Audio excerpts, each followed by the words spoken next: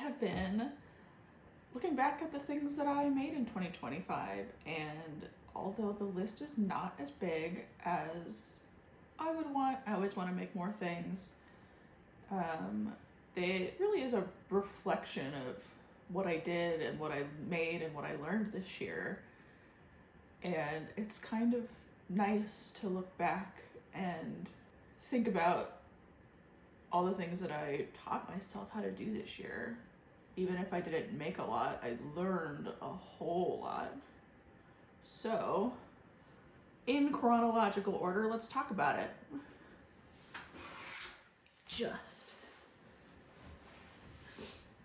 So, first up, something that I cannot show you because I gave it as a gift, was a baby quilt for somebody in my family. I got an invitation in January. I'll put up a picture on the screen for you. I got an invitation in January, and I had kind of been playing around with the idea of learning how to quilt. It was something that my mom and I always wanted to learn how to do together, but then when she passed away, I kind of I at the time wasn't ready to learn it, but then in January, it was about 10 months after she passed, I was like, now's the time. I'm not waiting to learn new things anymore. Life is not on hold for me anymore. That invitation really just pushed me in. I was like, it gives me a deadline. I can stop thinking about the someday of when I would someday learn how to quilt. I was like, now's the time, why not, right? So I went to the store. Actually, let me show you. I still have some of the fabric left. I'll show you those. And I decided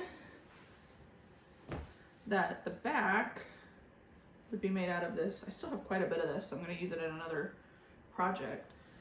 In this cute woodland creature pattern. I felt like it was something that could grow with it was for a little girl. Felt like it was something that could grow with them a little bit. It didn't give baby, it could also give toddler. It could also give something that they could hold on to for a long time. And if they didn't end up liking the other side, which I will show you, I did a buffalo plaid in these 3 colors. These are a polka dot, and this is kind of a small little kind of an off-white pattern. So I did that in a buffalo plaid. You see that in the picture. So they don't end up liking pink in the future. The pink matches the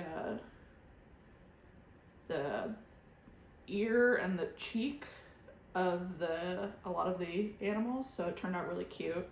And I did the binding in a green daisy. You can just barely see that. I didn't have a ton of that left.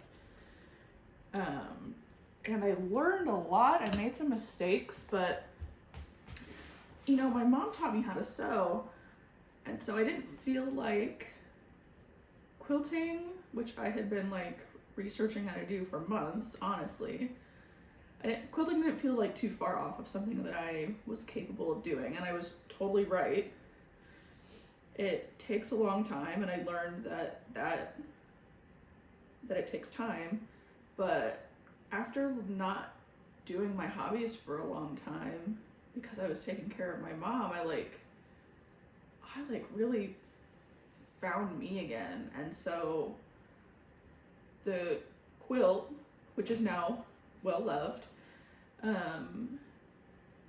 really kickstarted me back into my hobbies this year. So even if I had done nothing else this year, that was a win. The next thing I did, because I was high off of learning how to quilt, was I taught myself how to knit. Now, this is going to be a sweater eventually, and this is the 3rd time I have started this sweater, because the first time I got pretty far. I got, I would say 2/3 of the way down to where I would break off for the sleeve. And I got to a point where I had made enough mistakes that I was having a hard time fixing, that I decided that I had learned a lot and I was going to frog the whole thing and try again with the knowledge that I knew more about knitting this time than I did the first time I started. And this is the third time I've tried to teach myself how to knit in my life. I tried to teach myself when I was 8. I didn't have the patience. I taught myself in college, but I only knew how to like knit on straight needles, and I just didn't have the patience for it at the time. I was busy doing other stuff. I was in college, whatever. But it's always something I've wanted to learn how to do, because the same thing with sewing. A lot of times you learn how to do those things because you want things to fit better, you want things to come out the size you want. So while this is not finished, I started this with just like cheap acrylic that I got on sale during the Joann's liquidation sales. RIP Joann's. I don't buy expensive supplies for new hobbies because I don't want to invest too much in something I may or may not like. So this is just acrylic, and it's going to end up being this purple with a light purple, like a little bit of a lighter version of this color, a stripe. So I'm excited to finish that. It's not going to happen this year. It takes a long time. I'm not the fastest knitter, but I'm excited to finish that in 2026. So even though it's not a finished product, it's definitely a win. I keep learning. What else did I make this year? Oh, the best. The best. So obviously I learned how to quilt this year, so I decided that the best, a quilted vest, was like the next best move. And I was right. It's super cute. I think I've decided there are a few spots that the bias binding was a little bit, got a little bit wide. It's not my best work on the bias binding, but I think I've decided that I want to put like a decorative stitch on this. So while it is done, I think I'm going to add a decorative stitch around the bias binding just to give it a little extra something. I haven't decided what stitch yet. I have it narrowed down between a leafy pattern and like a star pattern. The star pattern takes a lot more and I'm a little nervous to do it, but I think it would look more Christmassy. So, but all in all, this turned out really, really fun. I learned a ton about piecing and quilt math doing this, which I thought I would be good at quilt math, and I still can be. But I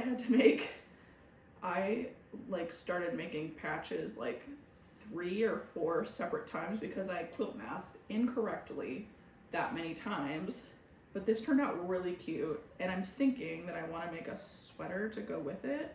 I have like a navy sweater that I could use. Oh, actually I have a green sweater too, so maybe I don't need to make a sweater. I think for Christmas I'll wear a sweater of some kind, probably green or navy, and I'll wear this at Christmas with the new pretty decorative seam on it, because you don't get to do a lot of decorative seams these days. So that's been a huge learning curve for me. It's the first piece of clothing I've made for myself in a long time. So that's been really fun. The other thing that changed for me this year was I have really struggled with like projects that take a long time. And I used to get really kind of frustrated and quit. I have like a whole like museum of projects from even like my teenage years and on that I started and never finished. Sewing, knitting, crocheting, like all kinds of like things I've started and never finished, or I lost interest. And I think part of that was because I think I was just busy doing other things. I wasn't prioritizing my hobbies at the time. I was prioritizing school and going to college and having those experiences. Now, to me, it feels like working, the work I do, and life has gone really, really fast. When I was in college, like we were still in the kind of not the early days of social media, but definitely the early days to an extent. Oh my God, I'm covered in thread. We're just gonna have to live with it. we were kind of in the early days of a lot of the social media platforms being like public and available to us. Those were pretty new when I was in high school, and they were kind of having their early heyday when I was in college.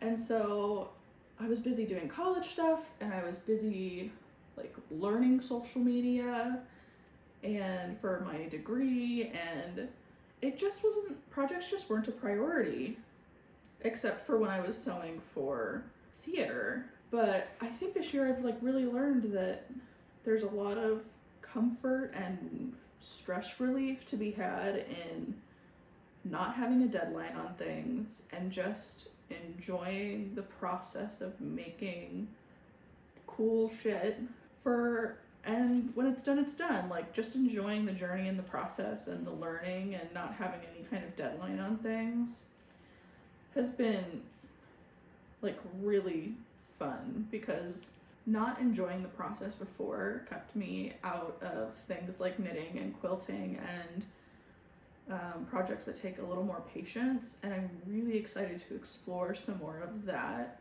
in the coming years.